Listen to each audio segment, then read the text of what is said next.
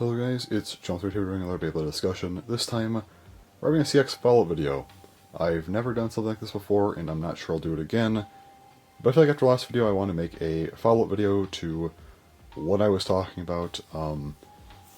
So, calling a video the CX problem, right as CX is getting hyped up, I figured, it'd probably do well for my channel. I thought maybe 100, maybe if I'm lucky, even over 200 views, but would not have expected over 2,000 views. That was very unexpected. And I also expected mixed reactions. I think I said in the video that I expected that, and shockingly, it wasn't as bad as I thought. Most people in the comments were actually pretty civil, which was good to see. There weren't really too many comments that were just kind of purely negative. Mostly people explaining their point of views, which I have no problems with.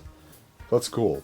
And the like to dislike ratio, when I woke up the morning after I posted it, or I guess the evening after I posted it, I expected there to be a lot of dislikes when I saw that view count and the amount of comments, but it's held close to 80% like to dislike ratio, which I feel like for someone that people probably had never heard of before, it's actually not too bad. So I'm not upset with the outcome of that video. I did expect a lot of not a lot, but some backlash for sure. But I do want to take some time to kind of respond to some things with that video, some things that maybe I changed perspectives on a little bit, some things I want to expand upon, or just some things I didn't talk about at all. But let's talk about the actual video a little bit before we get to that stuff. So first up, I want to give some context to the time span of recording that video. So we got the news, the leaks for the CX stuff, the night of the 13th, with the full news coming out to the morning of the 14th. I recorded my CX news video on the night of the 14th, and then I recorded the CX problem video the night of the 15th, and then of course the news video came up the morning of the 16th. The problem video came up the morning of the 18th, so it had already been recorded for a few days at that point, and I wish I maybe took a little bit more time. I feel like I recorded that video too quickly, and maybe didn't expand on things as well as I should have. Also, I think the framing was a problem. While I probably would have lost a lot of views, had I framed it as kind of a general thoughts on CX video, I think that probably would have been the right call. Would have made for a better video, I think, because it was purely based on a couple of problems that I have with CX rather than CX as a whole. Also, by doing that, I feel like a lot of people ended up missing the actual point of the video. Let me just explain before I even go further with that. This isn't meant to be an arrogant thing, because when I make a video called the CX problem, I'm talking about the negatives of it. I don't think it's illogical to assume that I just do not like CX, which isn't true. Again, I don't blame people for coming to that conclusion, but I don't hate CX. I am pretty mixed on it as a line, but as a line and whatnot, I want to wait until it comes out to make full, thoughts on CX. I'll do a video in April on my first impressions, and I'll talk about all that stuff then. I mean, the moment's already passed, I think, to kind of go back to redo that, so we'll wait on that stuff until I have them in hand. But yeah, I do think framing that way and whatnot did definitely shift the video to be much more negative than I initially intended. Yeah, obviously, it was meant to cover some issues that I may have with the line. Specifically, issues I have with the future of the line, not the line as, it is in Wave 1. I did bring up some issues, but again, the main focus of the video was intended to be the future development of CX, or just Beyblade X as a whole, not my initial reactions to Wave 1 of the line, which maybe, again, was a little bit too quick, to make that video. Maybe should have been framed differently, but it is what it is. It came out, and yeah. So now let's go over some of the comments that I got, and I'm not going to go comment by comment. Basically, I looked at all the comments, I just made some points out of the comments. I'll show the comments that I think are kind of best representative of the points I'm making. I'll put them up on the screen, but I'm not going to directly respond to them because I did directly respond to a lot of things in the actual comment section itself. So let's go ahead and look at some of these points. So first up, the assist blades. I'm just going to take the L on this one. I feel like my mentions of the assist blades kind of just being worthless were probably not quite right. The main blade is obviously the main part of the blade, which I don't think is really controversial. It's called the main blade. I think it would be the main part of the blade. Lock chips, okay, these are probably just cosmetic. I'm not putting too much stock into these, but assist blades, I think they play a bigger role than I initially thought. I also feel like they're a little bit bigger than I thought. I, for some reason, thought that they were closer to frame size. They seem definitely bigger than frame size, so that was kind of where some of the issues I think came from. But also, there are some mentions of competitive stuff like weight distribution, or even like balance tuning. These things are great for competitive, but I will say, kind of from a casual sense, I'm not sure how much people are going to get out of these things, but again, some people will get stuff out of these, so, I mean, it's something. Also, they will actually probably make contact with, main blades, so they will have an impact on being contact points, so there's that. But I think the biggest thing about assist blades that I missed is how you can orient them.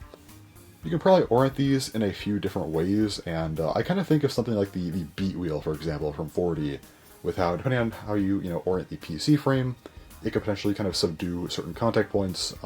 This is also like this on a Big Bang as well, but something like that could be possible. We could kind of have the main blade's contact points be transformed by how you orient the assist blade. I think this is actually a really good point that I did not cover.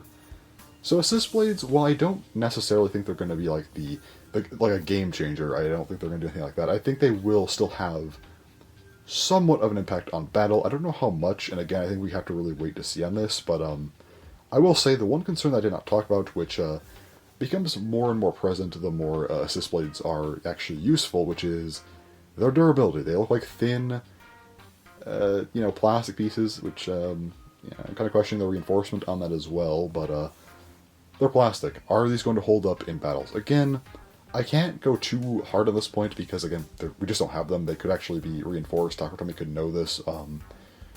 But I do have to call into question their durability, and that's something that needs to be monitored when CX actually does come out. So yeah, assist blades, I think I was somewhat wrong on, for sure.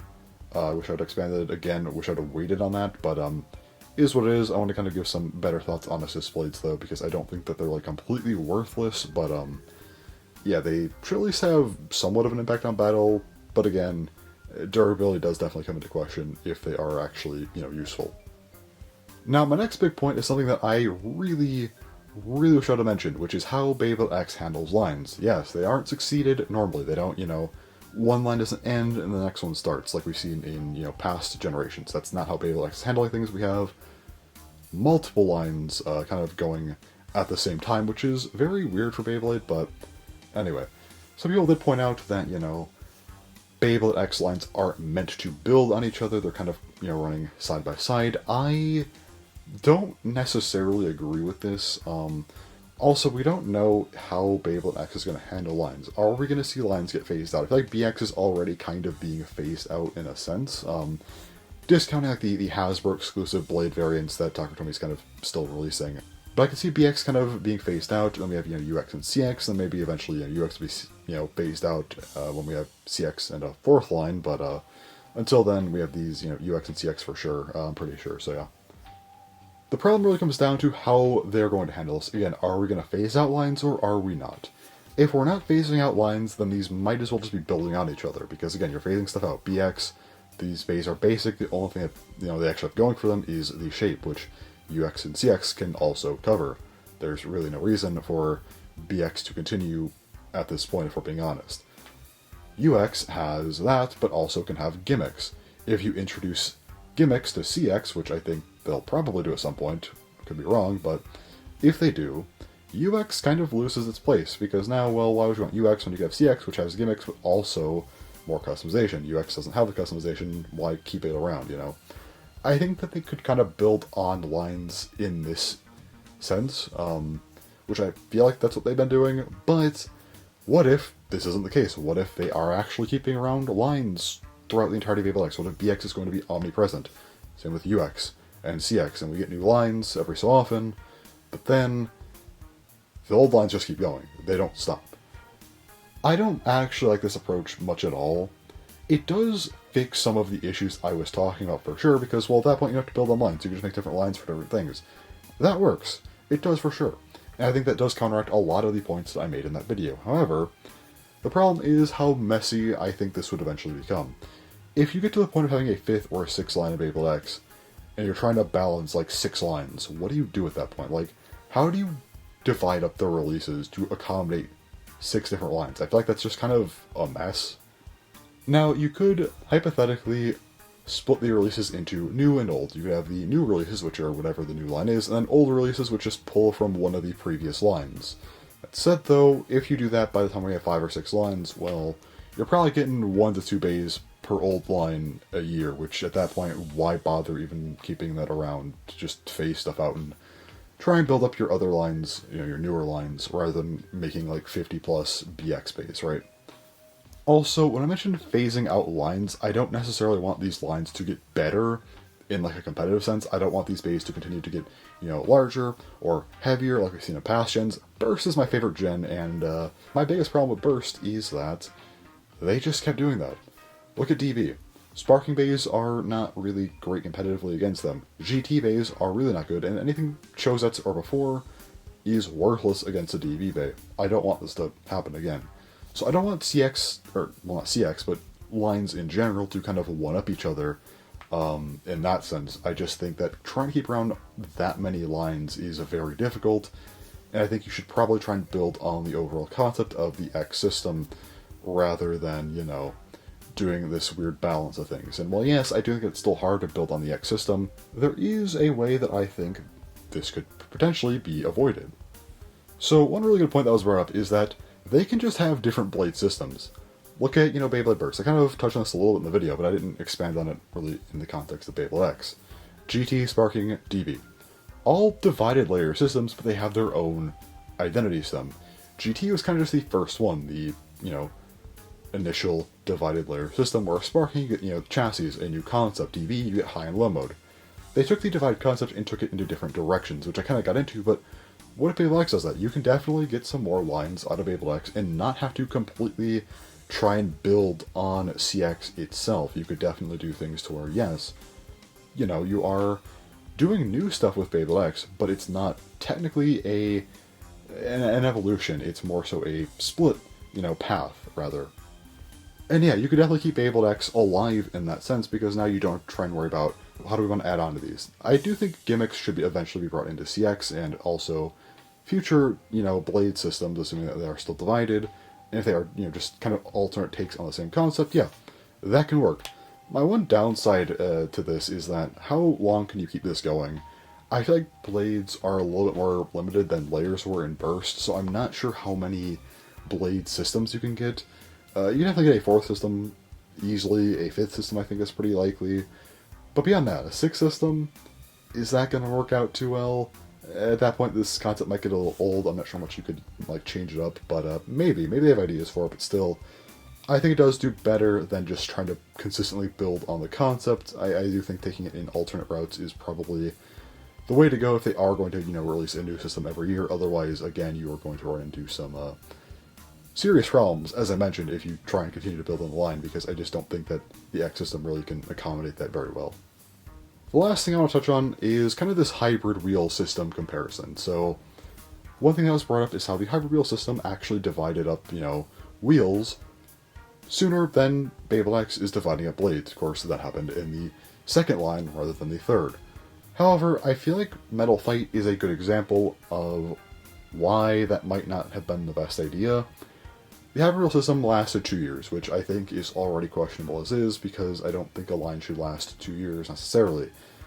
You could debate that for sure, but it was a weird choice. Although, I do feel like the hybrid wheel system was very underdeveloped in Season 1, so I'm not mad they did this. It's just kind of weird. I kind of wish they would have maybe took more inspiration from Season 2 in Season 1 to try and give the hybrid wheel system a bit more of an evolution from the pre-hybrid wheel system off the bat, but since they didn't, I can kind of see why they did this, but it's still a weird situation.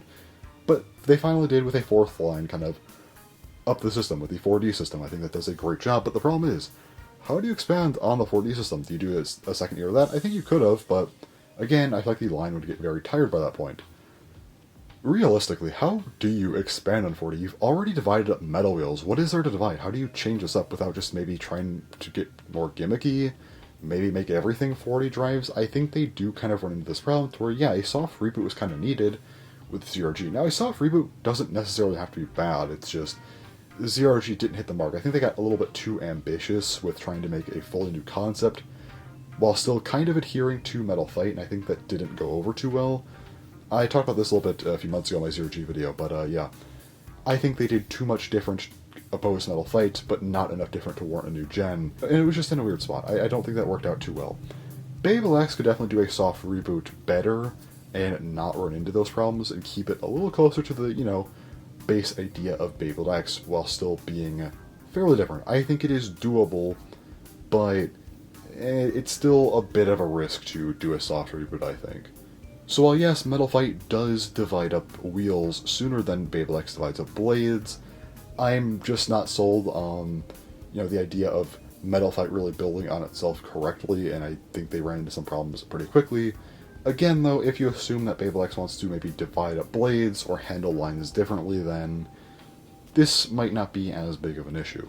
So overall, I do think Beyblade X definitely has some avenues. I didn't try to make the video and say, like, Beyblade X had no chance of going past, like, year 3 or something, but, I do think that there are definitely more avenues than maybe I gave them credit for. I think if you, build on lines differently and in a way that doesn't really build on them, I think it helps. Also, the whole thing about phasing out lines, I do think they should probably phase out lines, because otherwise, again, I think you get into a weird mess if you are just trying to have 5 or 6 lines going at the same time.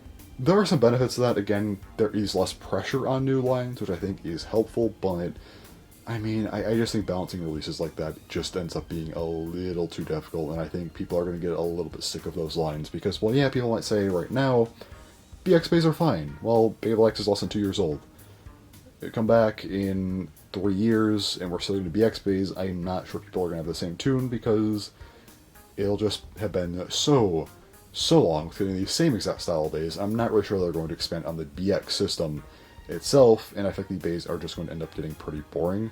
So I do hope they, actually do phase out these lines as we go. But anyway, I think that's all I have to say about this. I just want to make a follow-up video to kind of cover some points I didn't cover.